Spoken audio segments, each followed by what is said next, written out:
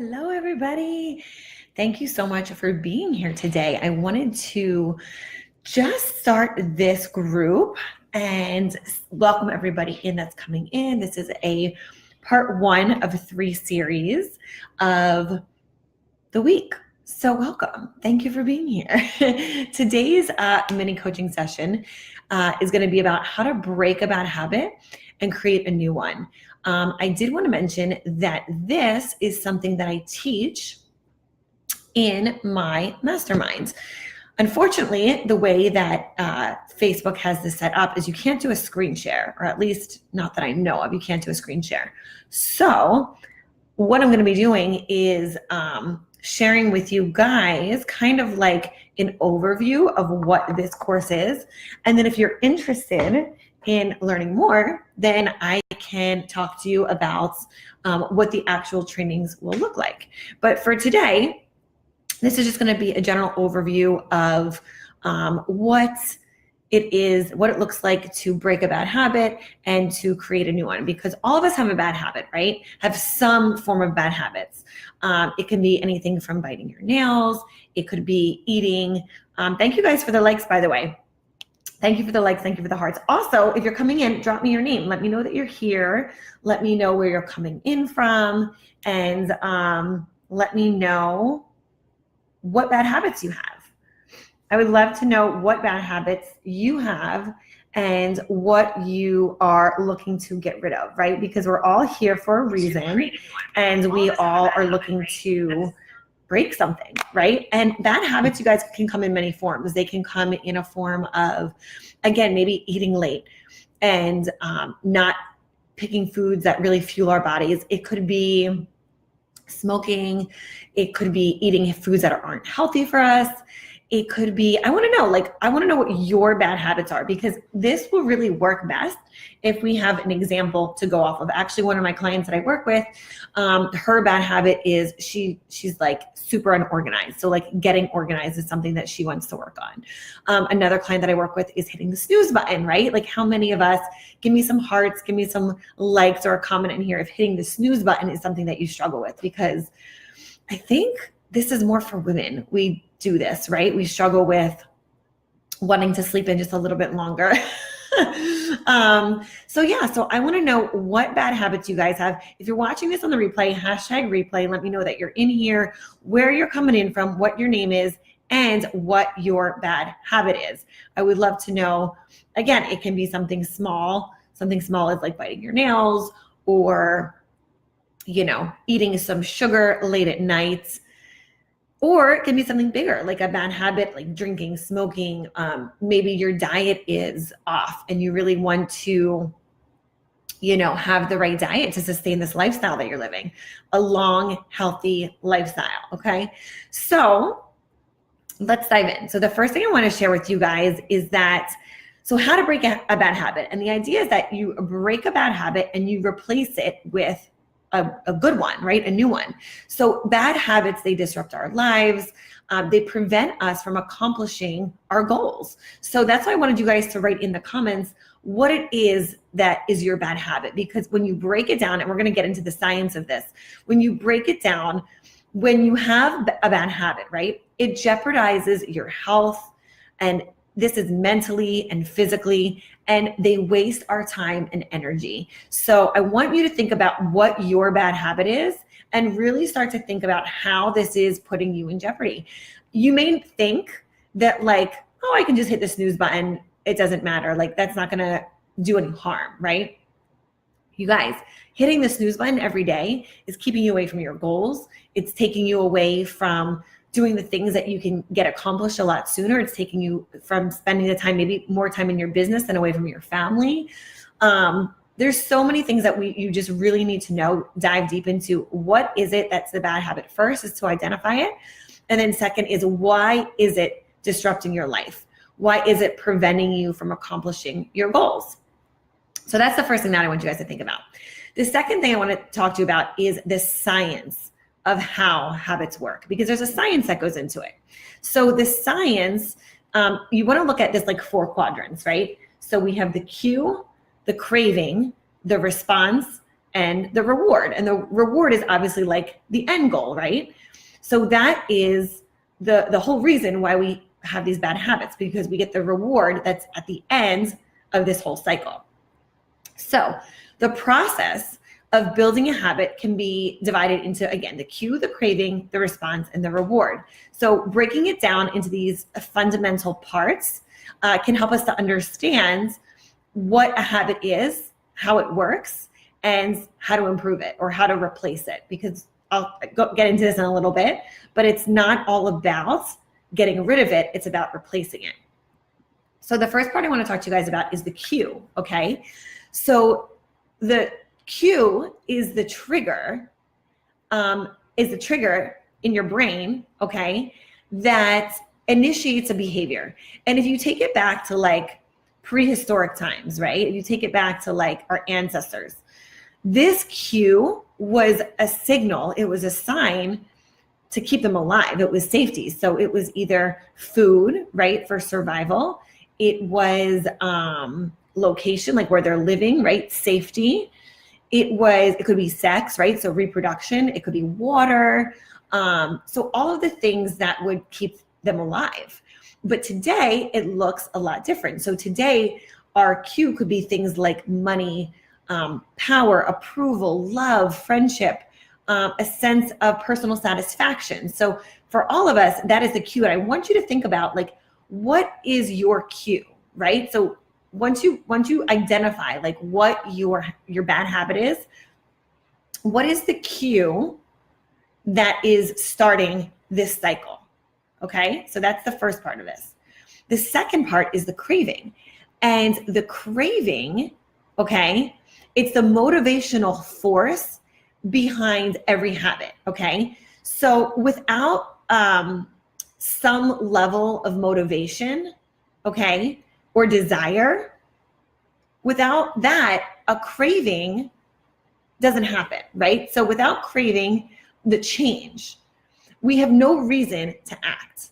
So if you think about, for example, brushing your teeth, right? When you brush your teeth, we're not craving the fact that we're brushing our teeth. We're craving the fact that we get this fresh, clean mouth feeling afterwards, okay? But the craving is the feeling of a clean mouth. So I want you to start to identify the cue and the craving, okay? The third step to this is the response. And this is how we react. So think about whatever it is that your triggers are, and then the response that you give to these habits, okay? So the response is an actual habit you perform, which can take the form of a thought or an action. So again, let's go back to the example of hitting the snooze button, right? So like, what is the response to that alarm going off, right? I either hit the alarm and it goes off, or I get up. It's like two options, right? And there's an action and a thought that go into that. So a habit can occur only if you're capable of doing it, right? So let me break it down like this. If a particular action requires more physical or mental effort than you're willing to put out, than you're willing to expend, then you're not going to do it. So for instance, I had a client, we were talking about her jumping on social media, right? And she's like, I jump on first thing in the morning, and I know it's like the worst thing for me to do. And I was like, well, what if you logged out of all your accounts? And like, you didn't know, you like changed your passwords to like numbers and letters and signs, right? And then you like did that. And then you put it in your car, like in your car charger overnight. And you stuck it like in the car, in the garage, or down the street.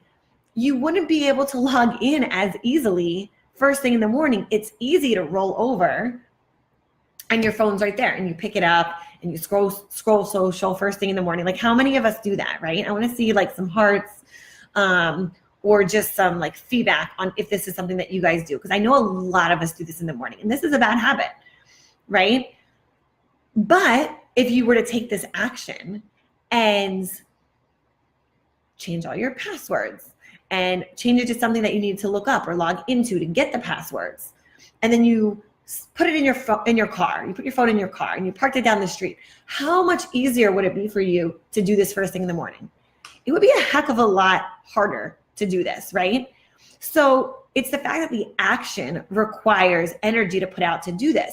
But if you can make this harder on yourself to do, then it won't be as easy to do it, right? So a habit can only occur if you're capable of doing it and you're willing to expend the energy that you feel like it's worth doing it. So maybe if you're like, well, I got to check social, I got to run my business off of my phone, you're willing to run down the street, grab your phone out of the car from a block away and get it, right?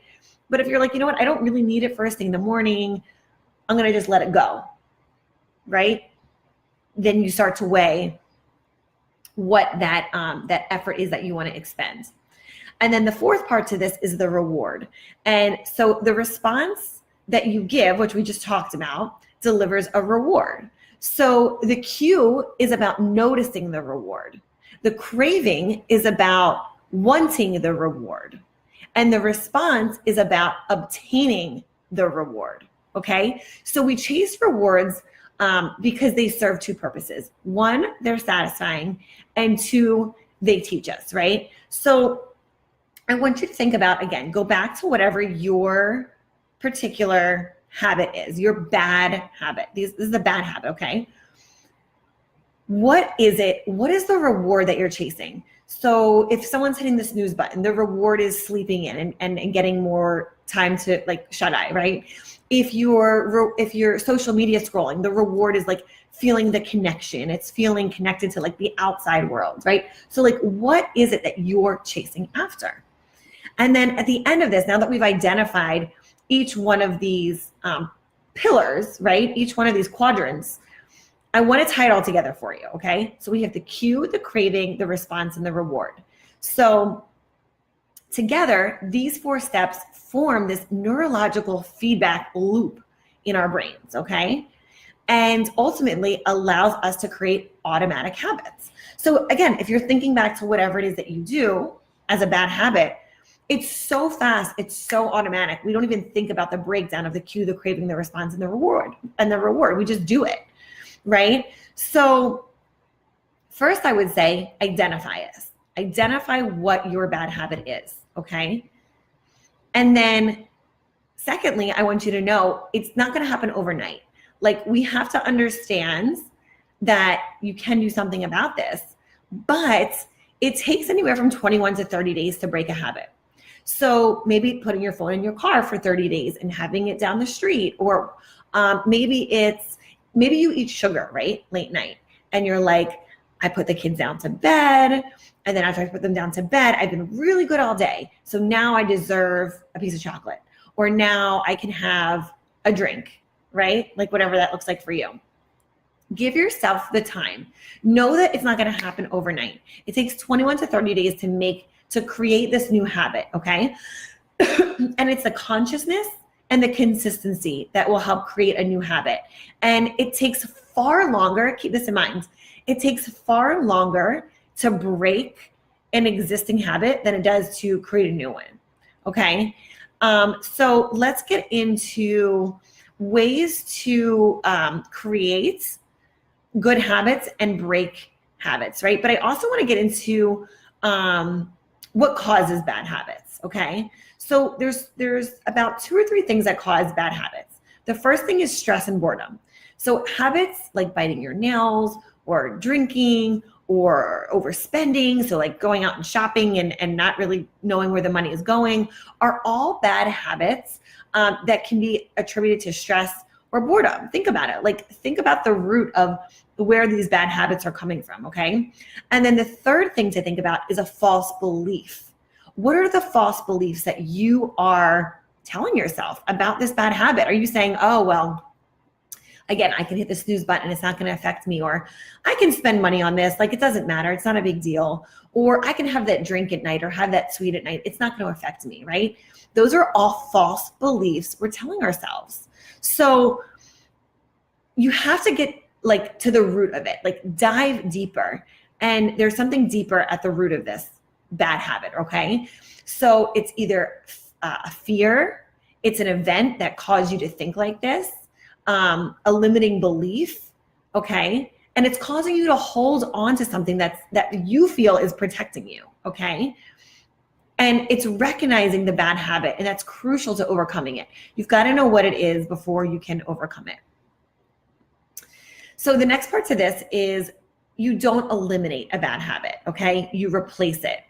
And all the bad habits that you have right now, good or bad, are in your life for a reason, okay? In some way, these behaviors provide a benefit to you, even if they're bad for you, okay? So again, go back to whatever these bad habits are: overspending, drinking, eating foods that aren't good for you, biting your nails, smoking. Like, in one way, shape, or form, you have put a limiting belief in your false belief in your minds that's protecting you.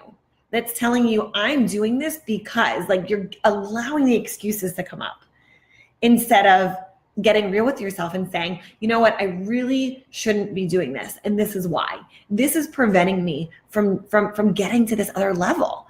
And I know you guys want to level up. And I know you want to create a life for yourself and your kids where you're like, you know what? These excuses and the things that I'm telling myself are unacceptable.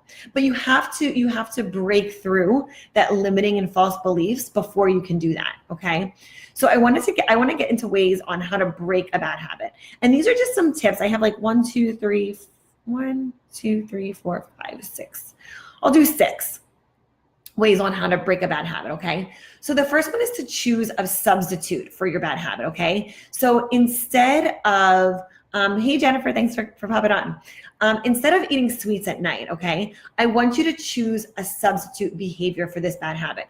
Go for a walk, drink a cup of tea, brush your teeth, find another activity that you can do. Imagine like sitting down on the couch, right? And you sit down on the couch and you pick up the remote and you're about to turn the TV on. It's late night. You're like, you know what? I could be investing in myself right now, or I could be going for a walk, or connecting with my partner, or spending time with my kids, or investing in myself, right? Like, you need to understand that whatever it is that you're doing, you need to substitute the bad behavior. And then the second part of this is out of sight, out of mind. So understand what triggers your bad habits. Going back to watching TV, maybe it's you come and you have your place that you sit on the couch, and you know where that controller is, and you pick it up, and in your brain, you're wired to just sit down and automatically turn the TV on and maybe have a bowl of ice cream or popcorn or whatever it is that is your like guilty pleasure, right? So you have to understand the triggers that go into it. Maybe you eat a whole row of cookies while you're sitting down watching TV because you're just in the habit of doing that. So understand what triggers your bad habits. Maybe for you, it's, I don't know, let's say shopping. Right? You go to Target, you go to the mall, and you're like, I'm going to go to that one store, but then you get distracted, right? Or you're shopping online and all of a sudden things start popping up and you're like, I need this and I need that, right? Understand what your triggers are, okay? Make it easier on yourself to break bad habits by avoiding the things that cause them, okay? So that's number 2. Number 3 is get an accountability buddy. Instead of doing it by yourself and saying, I'm strong enough, I can do this, pair up with someone and hold each other accountable. We're doing this in my masterminds. All of the ladies that come in and I did this as a birthday offer, but I'm extending this offer for this week to all the women that are in this group and only in this group. Okay. When you sign up to be a part of my masterminds, that goes for 3 months. We do June, July, and August. You get to bring in an accountability partner with you for free into my group. So it's very, very hard to do this by ourselves. And when we're trying to change behaviors and habits, right, it's in the beginning, before you make this a habit, it's hard. But when you have the accountability and knowing someone else expects you to show up and be a better version of yourself, it's easier to hold yourself accountable because you're also holding them accountable, and vice versa. So in this aspect of the masterminds, where I have all these girls pushing for more in their relationships, with themselves as a mom, in productivity and organization, in all of these things where we're leveling up, it's so important to have this accountability partner. So as I mentioned, what I'm doing for this next round, starting in June, if you sign up this week, you get to bring in complimentary, free, and another accountability partner. The only exception to this is, and the only rule is it cannot be a man. It's got to be another mom. This is a mom's group. So it's got to be another woman, another mom that's going through the same things that you're going through. So that's the only exception to that. Okay, the next tip for you, the number 4, is surround yourself with people who live the way you want to live. Again, this goes into the whole concept of my masterminds. When you surround yourself with people who are living the way you want to live, okay? And it makes like doing the things that you want to do to level up, and you're surrounding yourself with that, right? It makes getting to the goal so much more attainable, so much more doable, possible. So having this community of other people who are leveling up, and maybe they're a step or two ahead of you, right? You fast track your progress because of this, because you're in a group with other people that are going for the things that you want to go for and leveling up, and you guys are doing this together. Not only do you now have the accountability buddy, but now you're surrounding yourself with someone who's also leveling up and doing the things that you want to be doing. And then the fifth tip that I have for you on ways to break habits is to visualize your success. Don't think that like success is this far distant accomplishment, right? You have to believe that you're here now. What are the wins that you have now? How are you stacking these wins? How are you visualizing your success, okay? And succeeding with things right now, okay? Breaking the bad habit. Like you can't think, oh, when I do X, Y, and Z, I'll break this bad habit. You have to be there now. It's like tomorrow is not promised today, right? So we have to make sure whatever it is we're doing, we're visualizing what the healthiest, happiest, most productive, most fulfilled version of you looks like, okay? And what is that? Maybe you're like, I'm not the most organized person. You have to start visualizing yourself as organized now, not thinking, well, when I, get that organizer, that planner, I'll be organized. No. You got to do it now, okay? So those are my 5. Oh, you know what? Let me do one more. I'll do 6. And the 6th one is do a review when you have a bad habit relapse, right? So like none of us are perfect. None of us are going to just dive in and be like, I got it. I got this whole thing covered. I broke this bad habit. I said I'm not going to do it, and I'm not going to do it. Listen, if you have a slip up or 2, it happens. And this is why we have accountability partners in place. This is why we surround ourselves with other people who are living the way that we want to live. Because when you have these things happen, right, it's very easy to make excuses and then just not go back to them. But you have to forgive yourself, okay, and just get back on track. That's all you have to do. It's very, very simple. But a lot of people see it as an excuse. They shut down, and then they just fail at it and I say fail, not because they got off track. I say fail because they give up. There's a difference. Okay. So I want to leave you with just a last few thoughts. Okay. And the first step to all of this, right? Like, where do you start? We want to break the bad habit. Now we know the quadrants of why habits are formed, how they're formed. So like, where do you start now? You start with awareness. You start by simply just tracking the bad habits that you have, and you become aware of it, okay? You become aware of the behavior, and you give yourself plenty of ideas for stopping it. And I want to give you a few little bullet points to think about. When does your bad habit actually happen? Where are you? Like, when are you doing it? How many times a day are you doing this? Where are you when you're doing this bad habit? Who are you with? Are there certain people that trigger these bad habits? Okay, and then the next one is like, what are the triggers? There could be people that you're with that are the triggers, but there could be actual triggers. Like I was saying, when you sit down on the couch and it's your spot, and that's where you have your cookies and the chips or whatever it is that you have, and the remote control's there, and you just sit and you go into the oblivion of TV or Netflix. Right. So what are the triggers and the behavior, and what causes it to start? You want to make sure that those 1, 2, 3, 4, 5 things are identified. Okay. And at the end of the day, remember that breaking a habit takes time. effort, and consistency. So now you know exactly the science behind how it works, how to create good habits, break bad habits. Know that a bad habit you just don't get rid of. You have to replace it with something good. And I gave you 5 or 6 ways on how to break these bad habits. So I want to hear from you. I want to know what bad habits you have, how you're going to start to create good habits by getting rid of the old ones, right? Get rid of the old ones. What are your triggers? And then what are you now going to put in place? So that is a little mini training for today. I hope this helps. Like I said, I want to hear from you. Maybe also you have a friend and you know she has like kind of a bad habit. I want you to tag this. I want you to screenshot this, tag me in it, and tag her in it and say, listen, this is what you need to listen to. Or tag yourself in it and say, what bad habits are you struggling with right now? Because I would love to hear so I can help you with this. So have an amazing day. Thank you guys so much for jumping on. I'll also be on again tomorrow. Tomorrow will be another session that we're going to go through, a little mini session.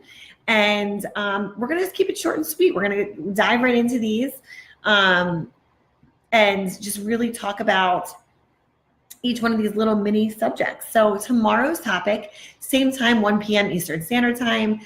We're going to talk about, this is a good one, how to stop procrastinating and start getting done. How to start getting ish done, all right? So 1 p.m. Eastern Standard Time, 10 p.m. Pacific. Okay, we're going to dive into that. And yeah, so I will see you guys tomorrow. Have an amazing day. Again, if you're watching the replay, #replay, let me know what your bad habits are and if this has helped you. And then also tag a friend in here as well if she needs to see this video. All right, guys, have an amazing day, and I will see you tomorrow. Bye-bye.